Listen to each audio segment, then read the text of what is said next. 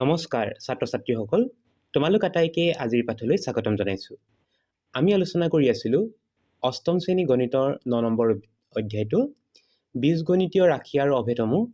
এই পাঠৰে আজি আমি অনুশীলনী 9.2ত থকা 3 নম্বৰ প্ৰশ্নটো আলোচনা কৰিম। ইয়াৰ আগে আমি 9.2ত থকা 1 আৰু 2 নম্বৰ প্ৰশ্নকেইটা আলোচনা কৰিছিলোঁ। আজি আমি আলোচনা কৰিম 3 নম্বৰ প্ৰশ্নটো। এই প্ৰশ্নটোত আমাক সুধিছে যে এই প্ৰশ্নটো আমাক কৰিবলৈ দিছে অভেদ a minus b whole square equal to a square minus 2ab plus b square ব্যৱহাৰ কৰি তলৰ বৰ্গবোৰৰ মান উলিওৱা। ইয়াত যিবোৰ স্কোৱাৰ বা বৰ্গ কৰিব লাগে এই আটাইবোৰৰ বৰ্গ উলিয়াব লাগে আৰু বৰ্গ উলিয়াবলৈ আমি ব্যৱহাৰ কৰিব লাগিব a minus b whole square সূত্ৰটো। আমি এই সূত্ৰ ব্যৱহাৰ কৰি এই আটাইবোৰ সংখ্যাৰ বৰ্গ উলিয়াব লাগে।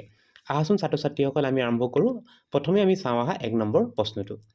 1 নম্বৰ প্ৰশ্নটোত আমাক দিয়া আছে x minus 7 whole square। আমি গতিকে 1 নম্বৰ যেটো অংক আছে সেইটো যদি কৰিব বিচাৰো x minus 7 whole square টো যেতিয়া আমি ভাঙিম বা বৰ্গ কৰিম তেতিয়া প্ৰথমে তোমালোকে কৰিব লগা কামটো আছিলে এই ব্ৰেকেটৰ ভিতৰত যি দুটা পদ আছে তাৰে প্ৰথম পদটো তোমালোকে প্ৰথমে স্কয়াৰ কৰি দিবা। প্ৰথমে x আছে গতিকে প্ৰথমে x স্কয়াৰ কৰিবা, শেষত আছে 7 7 আছে গতিকে একেবাৰে শেষত তোমালোকে কৰি দিব লাগিব 7 বা 7টোৰ বৰ্গ। তাৰ পিছতে যি দুটা পদ থাকিলে x আৰু 7 আছিলে এই দুটা পদৰ লগতে তোমালোকে এবাৰ 2টো পূৰণ কৰি দিব লাগিব। 2টো পূৰণ কৰিলে পাবা 2 পূৰণ প্ৰথম পদ x পূৰণ 2 নম্বৰ পদ 7 আৰু তোমালোকে ইয়াত এটা মাইনাস চিন দিব লাগিব। x স্কয়াৰ তেতিয়াহলে সূত্ৰটো কি হ'ল চোৱা a square minus 2ab plus b square সেই সূত্ৰটো মতে আমি পালো। প্ৰথমে আহিব a এঠাইত x থকাৰ কাৰণে আমি x স্কয়াৰ লিখিলো, শেষত আছে b স্কয়াৰ, শেষৰ পদ 7 আছে গতিকে 7 স্কয়াৰ লিখিলো, মাজত 2ab ৰ লগত 2 এটা পূৰণ কৰি তাৰ আগত এটা বিয়োগ চিন দিব লাগে গতিকে 2 into ab বা x into 7 ৰ লগত 2 এটা পূৰণ কৰিলো। এতিয়া আমি বৰ্গ কৰিম। x ক যেতিয়া স্কয়াৰ কৰিবা বৰ্গ কৰিবা তেতিয়া হ'ব x স্কয়াৰ মাইনাস ইয়াত পূৰণ কৰিলে সংখ্যা দুটা আছে 2 আৰু 7 2 7 গুণ হ'ব 14 আমি লিখিব লাগিব 14 x প্লাস 7 টো স্কয়াৰ কৰিম 7 টো স্কয়াৰ কৰিলে হ'ব 49 এটোৱে হ'ব বৰ্গ। ঠিক একে ধৰণে এবাৰ আমি চাওঁ আহা 2 নম্বৰ প্ৰশ্নটো। 2 নম্বৰ প্ৰশ্নটোত আমাক দিয়া আছে 6x minus 5 whole square। ইয়াতে পদ দুটা মন কৰো প্ৰথম পদটো আমাক দিছে 6x মাজত আছে মাইনাস চিন আৰু শেষত দিয়া আছে 5 আৰু আমি ইয়াৰ বৰ্গ কৰিব লাগে আৰু বৰ্গ কৰিবৰ কাৰণে আমি আগৰ নিচিনা কৰিম। আগৰ আমি যেটো অংক কৰিছিলো 1 নম্বৰ অংকটো নিচিনা কৰিম। প্ৰথমে আছে 6x গতিকে প্ৰথম যেটো পদ সেই পদটোক আমি প্ৰথমে স্কয়াৰ কৰিম। তাৰ পিছত একেবাৰে শেষৰ যেটো পদ আছিল 5 আমি শেষৰ পদটো বা 5 টোক আমি স্কয়াৰ কৰিম। তাৰ পিছতে এটা বিয়োগ চিন দিম আৰু 2 ৰ হৈতে আমি এই দুটা পদকে পূৰণ কৰি দিম। 2 ৰ লগত আমি পূৰণ কৰিব লাগিব 6x আৰু পূৰণ কৰিব লাগিব 5। এতিয়া আমি বৰ্গবোৰ আৰু পূৰণবোৰ কৰি যাওঁ। 6x ক যদি স্কয়াৰ কৰা হয় প্ৰথমে 6 স্কয়াৰ কৰিম, 6 টো স্কয়াৰ কৰিলে হ'ব 36 আৰু লগত আহিব x স্কয়াৰ মাইনাস তাৰ পিছত আমি পূৰণৰ কাৰণে প্ৰথম সংখ্যা কেইটা পূৰণ কৰিম। সংখ্যা কেইটা হৈছে 2 6 আৰু 5 পূৰণ কৰিলে হ'ব 2 6 গুণ 12 12 5 গুণ হ'ব 60 তেতিয়াহলে সংখ্যাটো পালো 60 লগত আহিব x প্লাস 5 ক স্কয়াৰ কৰিব লাগিব 5 5 গুণ 25 আৰু শেষত আহিব 25 এটোৱে হৈছে বৰ্গ। এবাৰ আমি কৰো আহা 3 নম্বৰ প্ৰশ্নটো। ঠিক একে ধৰণে আমি কৰিম। 3 নম্বৰ প্ৰশ্নটো আমি লিখি লওঁ। ইয়াতে আমাক দিয়া আছে প্ৰথম পদটো মন কৰা প্ৰথম পদটোত দিয়া আছে 10x স্কয়াৰ আৰু দ্বিতীয় পদটোত দিয়া আছে 3y আৰু আমি ইয়াৰ বৰ্গ বা হোল স্কয়াৰটো কৰিব লাগে। আৰু নিয়মটো মতে যদি আমি কৰো বা যেটো অভেদ দিয়া আছিল আমাক এই অভেদটো মতে কৰিলে প্ৰথমে যেটো পদ আছে সেই পদটোৰ আমি স্কয়াৰ বা বৰ্গ কৰিব লাগিব। প্ৰথম পদটো যেটো দিয়া আছে 10x স্কয়াৰ গতিকে আমি প্ৰথমে 10x স্কয়াৰৰ বৰ্গ বা স্কয়াৰ কৰিব লাগিব। তাৰ পিছত আছে 3y গতিকে একেবাৰে শেষত আমি 3y বা দ্বিতীয় পদটো আমি স্কয়াৰ কৰিলো, মাজত আমি এই দুইটা পদক লগতে 2 এটা পূৰণ কৰি দিব লাগিব। চিনটো দিব লাগিব বিয়োগ, ইয়াত বিয়োগ চিন থাকিলে তোমালোকে বিয়োগ চিন দিবা into 2ab বা পদ দুটা প্ৰথম পদ দুটা হৈছে 10x স্কয়াৰ into দ্বিতীয় পদ হেতু হৈছে 3y। এতিয়া আমি স্কয়াৰবোৰ আৰু পূৰণবোৰ কৰি লওঁ। প্ৰথম পদটো যদি স্কয়াৰ কৰো 10 স্কয়াৰ কৰিলে হ'ব 100 100 লিখিম আৰু x স্কয়াৰৰ ওপৰত যেতিয়া স্কয়াৰ আছে বা স্কয়াৰ যদি কৰো তেতিয়া হ'ব x to the power 4 minus এবাৰ আমি সংখ্যা কেইটা পূৰণ কৰিম। 2 লগত 10 পূৰণ কৰিম 2 10 গুণ 20 20 ৰ লগত 3 পূৰণ কৰিম 20 3 গুণ হ'ব 60 গতিকে আমি লিখিব লাগিব 60 তাৰ লগত কি আহিব চোৱা এবাৰ আমি x আৰু y বোৰ লগ লগাব লাগিব। x ত আছে স্কয়াৰ গতিকে আমি দিব লাগিব এক্স স্কোৱাৰ আৰু ৱাইটো আছে লগতে ৱাইটো দি দিলোঁ তেতিয়া হ'ব 60x স্কোৱাৰ ৱাই প্লাছ একেবাৰে শেষত যিটো স্কোৱাৰ আছে কৰিম আমি 3y হোল স্কোৱাৰ 3টো স্কোৱাৰ কৰিলে হ'ব 9 আৰু ৱাইটো স্কোৱাৰ কৰিলে হ'ব y স্কোৱাৰ গতিকে এইটোৱে হ'ব ইয়াৰ বৰ্গ এবাৰ আমি চাওঁ আহা 4 নম্বৰ প্ৰশ্নটো 4 নম্বৰ প্ৰশ্নটোত আমাক দিয়া আছে p স্কোৱাৰ মাইনাছ q স্কোৱাৰৰ হোল স্কোৱাৰ প্ৰথম পদটো দিয়া আছে আমাক p স্কোৱাৰ আৰু দ্বিতীয় পদটো আমাক দিয়া আছে q স্কোৱাৰ আমি ইয়াৰ বৰ্গ বা হোল স্কোৱাৰটো কৰিব লাগে আমি নিয়ম মতে প্ৰথম যিটো পদ আছে প্ৰথম পদটো হৈছে p স্কোৱাৰ গতিকে প্ৰথম আমি p স্কোৱাৰৰ বৰ্গ কৰিব লাগিব p স্কোৱাৰ লিখিম আৰু বৰ্গ কৰিবৰ কাৰণে আমি এটা স্কোৱাৰ চিন দিলোঁ একেবাৰে শেষত আছে q স্কোৱাৰ গতিকে আমি শেষত আমি q স্কোৱাৰটোৰ স্কোৱাৰ কৰিম তাৰ পিছতে মাইনাছ চিন দি আমি 2 হৈতে প্ৰথম আৰু দ্বিতীয় পদ দুটা পূৰণ কৰিব লাগিব 2 হৈতে পূৰণ কৰিব লাগিব p square into q square এতিয়া আমি স্কোৱাৰবোৰ কৰি দিওঁ প্ৰথমে p স্কোৱাৰৰ স্কোৱাৰ কৰিলে হ'ব p to the power 4 minus 2 হৈতে p square আৰু q স্কোৱাৰ পূৰণ কৰিলে হ'ব 2 p স্কোৱাৰ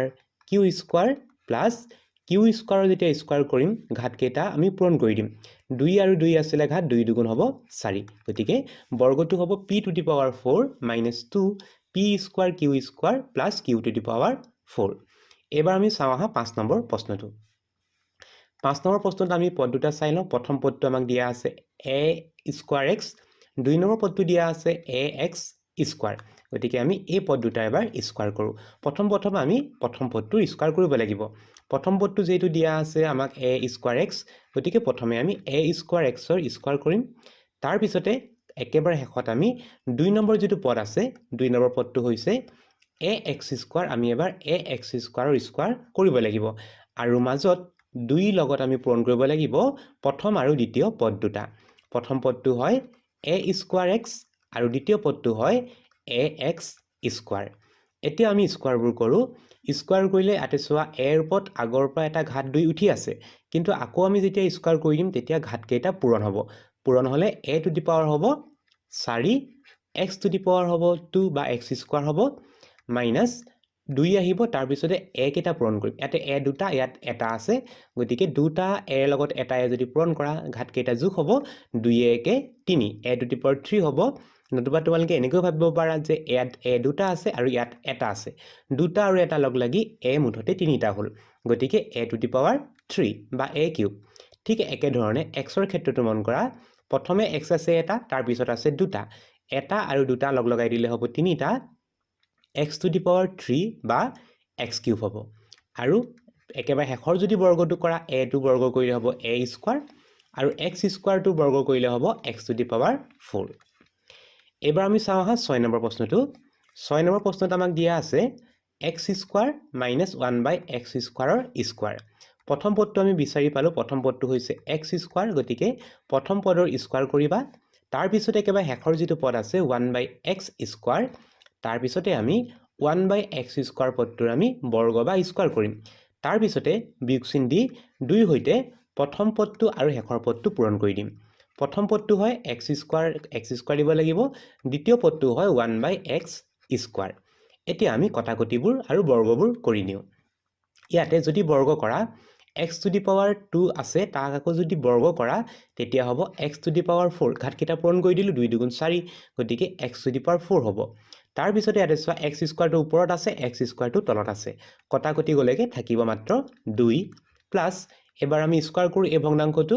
ওপৰত আছে 1 1 টু স্কোৱাৰ কৰিলে হ'ব 1 আৰু x স্কোৱাৰ যদি স্কোৱাৰ কৰা ঘাত কেইটা পূৰণ কৰি দিবা 2 দুগুণ 4 গতিকে 1 বাই x টু দি পাৱাৰ 4 পাবা এবাৰ আমি চাওঁ আহা 7 নম্বৰ প্ৰশ্নটো 7 নম্বৰ প্ৰশ্নটোত আমাক দিয়া আছে 296 হোল স্কোৱাৰ এতে মন কৰা ইয়াত কোনো দুটা আমাক ইয়াতে পদ দেখিবলৈ পোৱা নাই ইয়াত কোনো পদ দিয়া নাই মাত্ৰ এটা সংখ্যা দিয়া আছে কিন্তু আমাক সূত্ৰটো কৈছিলে যে সূত্ৰ ল'ব লাগে a - b হোল স্কোৱাৰ আৰু এই সূত্ৰলৈ নিবৰ কাৰণে আমি 296ক দুটা পদৰ বিয়োগফল হিচাপে দেখুৱাব লাগিব 296ৰ ওচৰত থকা শূন্য থকা সংখ্যাটো কি আমি প্ৰথমে সেই সংখ্যাটো উলিয়াই ললোঁ 296ৰ ওচৰত শূন্য থকা সংখ্যাটো হৈছে 300 গতিকে আমি লিখিব লাগিব 300 বিয়োগ 4 300ৰ পৰা 4টো যদি বিয়োগ কৰি দিওঁ তেতিয়া হলে হ'ব 296 গতিকে আমি 296 সংখ্যাটোক আমি লিখি ললোঁ যে 300 বিয়োগ 4 আৰু স্কোৱাৰ কৰিম এতিয়া আমি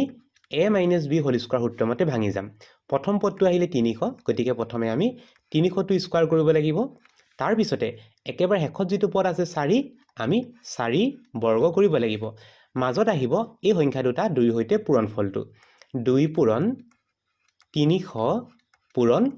4 এতিয়া আমি বৰ্গবোৰ আৰু পূৰণবোৰ কৰি লওঁ 300 টো বৰ্গ কৰিলে হ'ব 3 3 গুণ যেহেতু 9 হয় গতিকে প্ৰথমে লিখি লবা 9 তাৰ পিছতে ইয়াতে দুটা শূন্য আছিলে বৰ্গ কৰিলে শূন্য হৈ যাব 4টা গতিকে 9000 দিম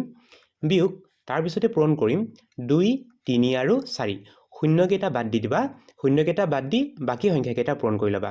2 3 গুণ 6 6 4 গুণ হ'ব 24 লিখিবা 24 তাৰ পিছত তোমালকে 300 থকা শূন্য দুটা দি দিবা তেতিয়া হ'ব 2400 যোগ 4 টো যদি স্কয়াৰ কৰা তেতিয়া হ'ব 16 এতিয়া যোগত যি দুটা সংখ্যা আছে সেই সংখ্যা দুটা আমি প্ৰথমে যোগ কৰিব লাগিব যোগত আছে ইয়াতে 90000 আৰু 16 90000 লগত 16 টো যোগ কৰিম 90000 লগত যদি 16 টো যোগ কৰা হ'ব হয় তেতিয়া হ'ব 90000 16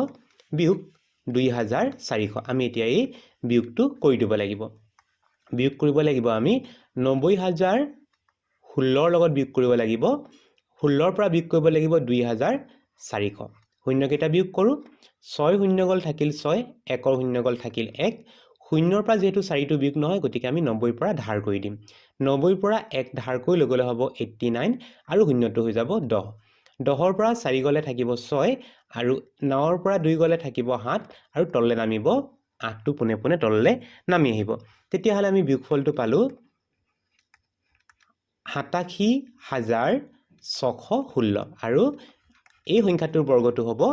87616 বা 87616 এটো হ'ব ইয়াৰ বৰ্গ ঠিক একে ধৰণে এবাৰ আমি কৰিব লাগে ইয়াত আমাক দিয়া আছে 1999 বৰ্গ গতিকে 1999 প্ৰথমে আমি বৰ্গত ভাঙি লওঁ দুটা সংখ্যাৰ বিয়োগফল হিচাপে 1999 ওচৰত থকা সংখ্যাটো হৈছে 2000 গতিকে আমি লিখিম 2000 বিয়োগ 1 লগত আহিব স্কয়াৰ যেহেতু আমি বৰ্গ কৰিব লাগে আৰু বৰ্গ কৰিবৰ কাৰণে বৰ্গ কৰিবলৈ যেটো সংখ্যা দিয়া আছিল 1999 এই সংখ্যাটোক আমি 2000 বিয়োগ 1 বুলি লিখি ললো এতিয়া আমি যদি এই বৰ্গটো কৰো তেতিয়া হলে প্ৰথম সংখ্যাটো হৈছিল 2000 গতিকে প্ৰথমে আমি 2000ৰ বৰ্গ কৰিব লাগিব 2000ৰ বৰ্গ আৰু শেষত আহিব শেষৰ সংখ্যা 1 1ৰ স্কয়াৰ মাজত আহিব -2 এটা দি পিনে প্ৰথম আৰু দ্বিতীয় পদৰ পূৰণফল গতিকে লিখিব লাগিব 2 পূৰণ 2000 পূৰণ 1 এতিয়া আমি স্কয়াৰবোৰ আৰু পূৰণবোৰ কৰি লওঁ প্ৰথমে স্কয়াৰ যদি কৰো প্ৰথম 2 টো স্কয়াৰ কৰিম 2 টো যদি স্কয়াৰ কৰো 2 2 গুণ 4 শূন্যখিনি দুগুণ কৰি দিবা ইয়াতে শূন্য তিনটা আছিলে দুগুণ কৰিলে 6টা হৈ যাব 1 2 3 4 5 6টা বিয়োগ তাৰ পিছতে এবাৰ আমি এই সংখ্যাখিনি পূৰণ কৰিব লাগিব 2 2 গুণ 4 4 গুণ 4 গতিকে 4 দিম আৰু শূন্য তিনিটা শেষত লিখি দিম